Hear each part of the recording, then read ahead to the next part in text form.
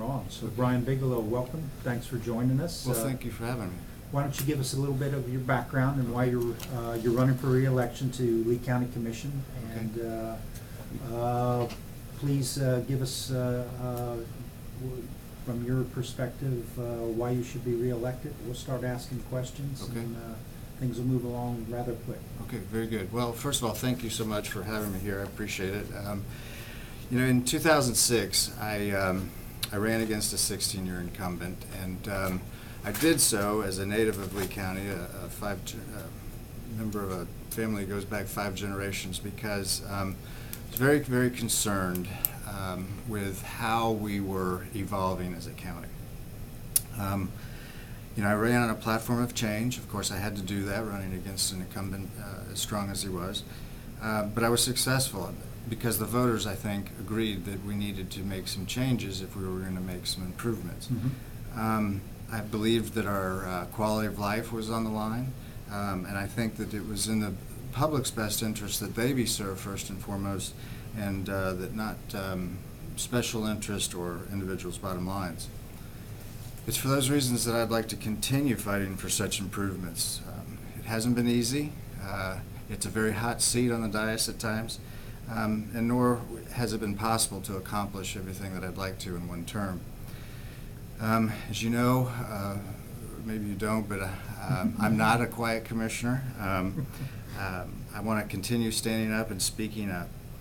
In a changing world such as the one that we have, not just economically, but environmentally, with the events in the Gulf, and in 05-06, that was the storms that were polluting our estuary because of the discharges out of Lake O.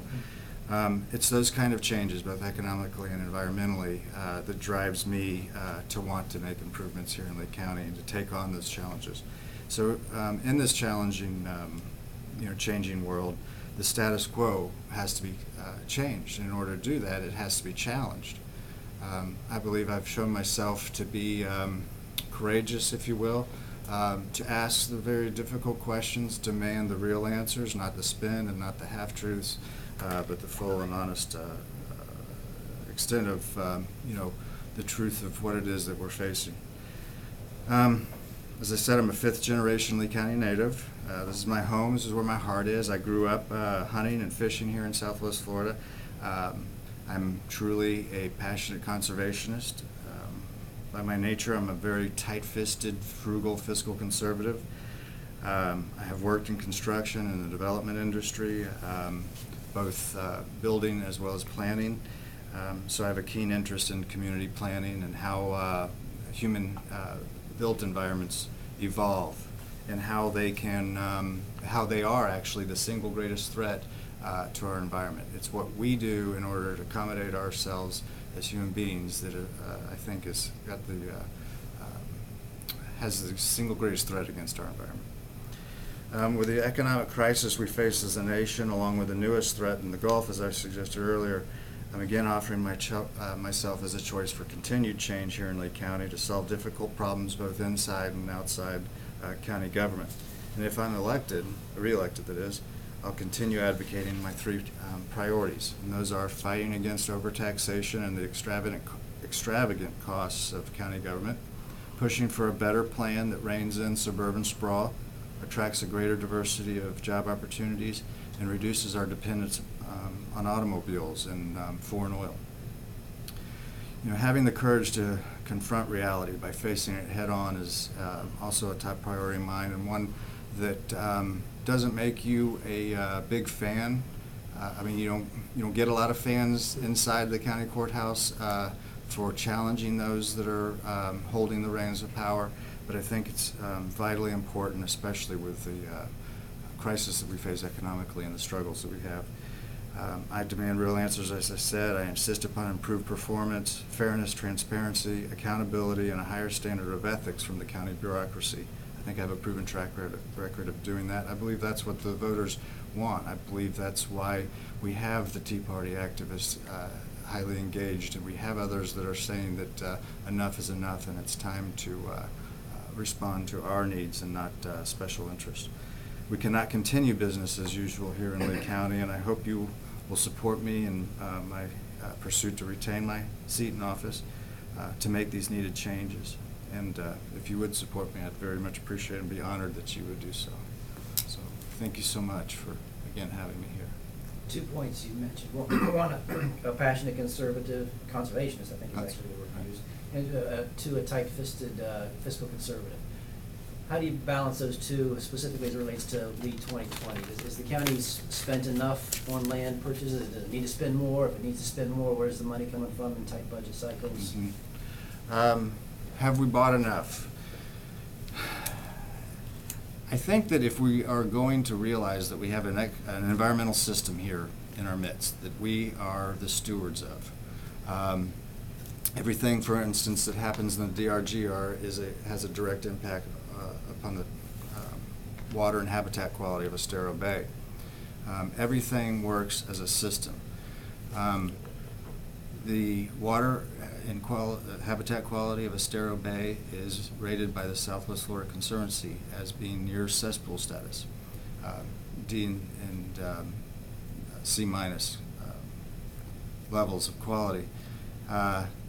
Those problems aren't fixed. I think we can improve upon the 2020 acquisition program. I think we need to continue with it. I think we need to keep taxing in order to buy lands. And I think it's necessary for the sake of our future generations as well as ourselves, currently enjoying this environment, that we buy it and use it to protect it. Has the county been tough enough with landowners in the declining market? Should the county go out there and get new appraisals, Yeah. demand those lower prices, Absolutely. demand those lower prices? Absolutely. The system is very good. I think it could be very great. It's not there yet. I've been advocating nearly from day one that this 2020 program needs to be put through an overhaul. We need to look at it from top to bottom. I think there are problems that need to be addressed with respect to not only how lands are nominated, which ones are selected and which ones are set aside. I think there's a problem with the negotiation processes. I think the appraisal process apparently, as we saw late, is troubled as well.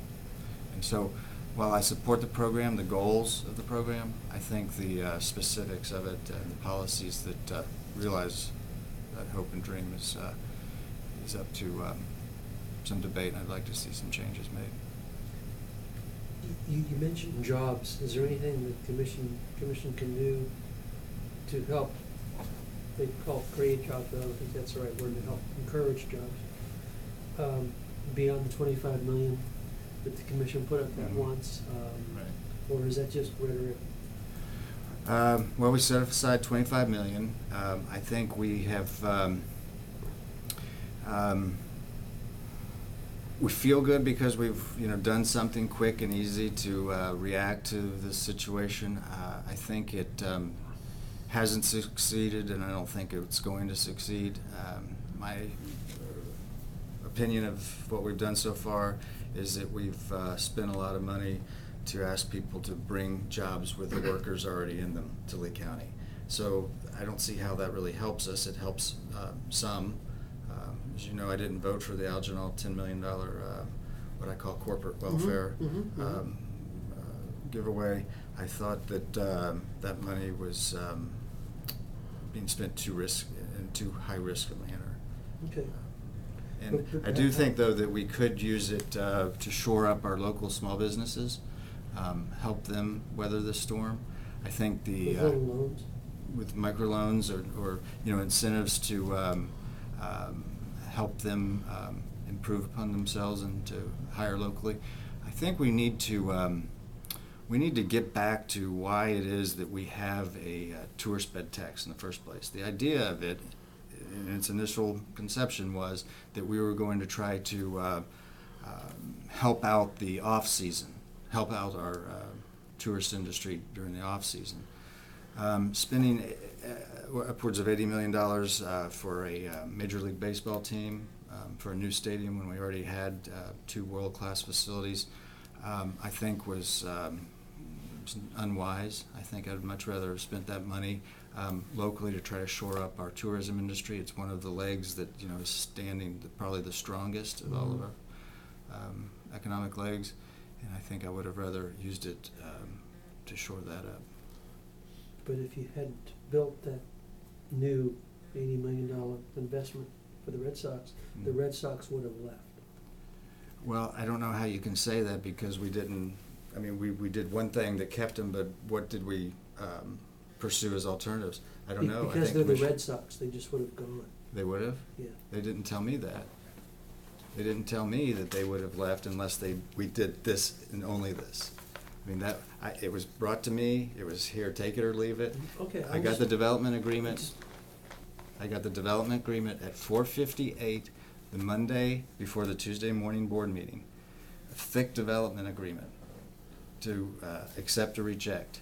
The public didn't know it. I had to read it overnight. I'm not a lawyer. It was written by lawyers, both on the Red Sox side and Lee County side. It was a rush job. We didn't have a budget. We had no idea what we were going to spend on it. Okay. It proposed that we would have a budget. We still haven't seen a budget. I've asked for the budget. I've demanded the budget, but they, the county management and county attorneys tell me, well, Red Sox don't want it, so therefore Okay. we're not going to do it. Okay, I wasn't challenging anything. I'm not a big testing- fan I of was that testing the deficit. $80 million of taxpayer money used on that facility. I think it, in my estimation, Jeff, no one that I've seen out there that had to pay into that is happy about it. Okay. It's you, if you live in unincorporated Lee County, you paid into the kitty that we spent on that facility. Brian, is Lee-Tran effective, efficient? Lee-Tran is trying to do the best it can with a nearly impossible situation, and that is trying to provide, in some cases, the only option folks have to be able to get around without having to walk inordinate, impossible distances. We have scattered ourselves across this terrain in such a wide manner that it is nearly, as I said, impossible for Lee-Tran to try to provide reasonable service. So people are waiting, ridiculous lengths of time to try to use that service. I think what we need to do is we need to accept that we've allowed sprawl to just kind of decide how we're going to evolve. And that's exactly what the East Coast of Florida did, is just allowed whatever developer wanted to do, Right. and it just kind of, oozed out all over the land. And if you drive from here over there across the alley, what's the first, obvious sign of civilization? It's overpasses on top of overpasses on top of overpasses. Well, we are set to realize that fate here in Lee County if we don't do something different. And I think what we need to do is, rather than allow ourselves to sprawl and develop out on the fringes, we need to refocus our energies inward in the older areas in the centralist locations of the county. Redevelopment and try to reintroduce commuter rail, perhaps. There's a wonderful north-south line that runs through the county. It does stub off into Collier County, but they've abandoned that right away, but it does serve into the Collier. We'd have to, of course, realize an east-west line, maybe to Cape Coral, Lehigh, but we could make a centralized, compact area of the county, kind of the county core, if you will, where we could incentivize higher density, and businesses will gravitate towards higher density because those are consumers. And then I think if we were to spend energy in this older area of the county, rather than on these new areas that are on the fringe, as I said, requiring us to make, en masse, that many more car trips, I think we can go far. You've heard the old saying, think globally but act locally. Mm-hmm. Well, I think that's how we could in Lee County act locally to try to get ourselves off this addiction, as George Bush told us in a State of the Union address. We are addicted to oil, and every time we pay BP or any of the oil companies for their petroleum, we're basically paying the drug dealer. And I think we have to take responsibility for our part of that addiction, and we have to do something different locally. And I Light think we can rail do- sounds expensive. Yes, but I would submit that dollar for dollar, sprawl is several times more expensive than trying to fix your transit systems and develop towards them, as opposed to just building further out, having to then build more roads. We cannot possibly road build our way out of the situation where folks in Cape Coral are trying to get to FGCU or parts south here, where we are in Lee County. Because then we're going to have to look at tolls for people in Cape Coral to the tune of $8 on the low side, $16 if we toll I-75. I mean, that's crazy. That's the East Coast for sure. I've not been a fan of 10-laning I-75 and tolling all of it. I'm not a fan of the Colonial Boulevard Expressway, and I'm proposing alternatives, and that is that we centralize the urban core of the county in the older part. And I could describe it. It would overlap into Cape Coral and into unincorporated Lee County south of Fort Myers, a little bit of Fort Myers. And we concentrate on that area and, again, fix transit routes to it. I think we can do much better. I think we'd have to do other things, such as maybe find a way to help FGCU locate some satellite facilities, say, in the Cape, because the majority of the students attending FGCU come out of Cape Coral. So rather than having to bring them all the time over there, and FGCU is looking at building an inordinate amount of parking garages because it's a commuter school, maybe we can help reverse that flow and have the teachers in Cape In the Coral. current economic conditions, we don't hear too much about sprawl, certainly not as much as in 2006 when you ran the last time. Right. Is that an opportunity then, or is Well, that? I'm glad you referred to what we were facing in 2006. Jeff, you'll remember I came to the endorsement interview and had maps, and I tried to explain the importance of getting the DRGR right. Yes, both of them, yes. And I tried to explain that we've got to do something about the DRGR, that we've got to contain sprawl. We've got to push it back, and we've got to save what we can save of that area from not just mining, but human habitation. And we've got to leave, room for agricultural uses in the future, because we're going to have to be growing stuff closer to home. And I was the first to call for a moratorium. I was the first to call for the set aside of a significant amount of money to start that planning process. When I did that, I mean, the chambers went silent. You don't say the M word in the chambers of the courthouse. But I did, and then no one would second, and I couldn't get any discussion going even. It was kind of a surreal moment. But then we did plan it, and we got it right. But there's a project called Alico West. That proposes, they've already got a nod from us to, again, chip away at the DRGR area. I voted against it. That's sprawl in action. No sooner is the ink hardly dry on the DRGR plan, here we are chipping away at it. It's still very much active and alive today. It's the status quo, and and it takes a while sometimes to change. But I'm encouraged that we've gone a long way, and I hope to go a lot further in stemming that tide. Do you see any allies on the horizon that you don't now have? Well, I have allies on the commission. We haven't formed a majority, or I haven't formed a majority with them, perhaps. But I think the makeup is there. I don't know Commissioner Manning. I haven't met Commissioner Manning yet. My father served with Commissioner Manning in the 80s, so they know each other. Commissioner Judas served with Commissioner Manning. So it'll be interesting to see what becomes of that. When you look at the South County, Bonita, Estero, St. Carlos Park, what do you see? What's in your picture for governance and stuff down there? Well, everything new in the county is down here, right? I mean, it's beautiful. It's the way it's evolved. A lot of action here. I mean, we've got, 3 regional malls, Miramar Outlets. We got Gulf Coast Town Center. That's exactly right. Yeah, I mean, we this is where the action is.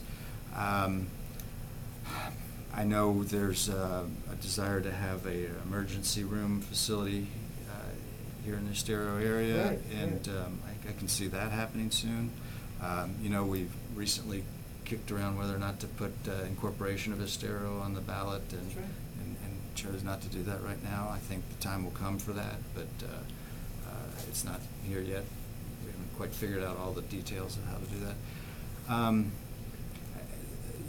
And I don't, absent what we've done in the DRGR, there's still mining fights to be fought there. I guess I don't have a big issue like I did in '06 with the DRGR, and probably that's my point. I think that we have done well over the years by Estero. Certainly the Drgr is something Don Eslick and folks are very happy about. But we probably need to focus on some of our older areas, and that would be Cape Coral, central area of the county, South Fort Myers, and Lehigh. The county owes it to itself to fix Lehigh, and I'm really hopeful that we can do that. Fix Lehigh. I am extremely concerned about Lehigh. If we don't roll up our sleeves and get serious about the plan that we've adopted for Lehigh, and it's going to take a lot of work. The plan is no better than beautiful house plans, right? If you just have them and they're all on paper, well, that's good and nice, but we gotta develop code to implement it, and it's going to be the rubber will meet the road when we do that, and we're going to have to try to find a source of revenue to assemble lands, right? So developers can have larger tracts of land to develop because it's so difficult for them, but we have powers they don't have in order to be able to do that. And we got to, and that way somebody can buy a home in Lehigh and hopefully one day work, both at the same time. Find a place to live as well as a job. I mean, it's old school, but I think it's possible that you can buy in an affordable area of the county and have a job in there. And same for Cape Coral, both platted land, platted areas of the county. I wish that Lehigh were as far along as Cape Coral, but we have to get that right. And again, I'd go back to my former plan. Identifying a central area of the county and connecting it with rail and fixed transit systems, allowing people, something that's really interesting about the economic demographics of our county's future, as it is throughout the entire United States. But as I retire, my income relative to today's seniors is going to be much less. That's also going to be true for the youngest among us. How kids who are just getting their license in their early 20s, they're driving old cars now. Well, it's because that's all they can afford for the most part. Well, it gets worse for them in the future years. I'm talking 10, 20, 30 years out here.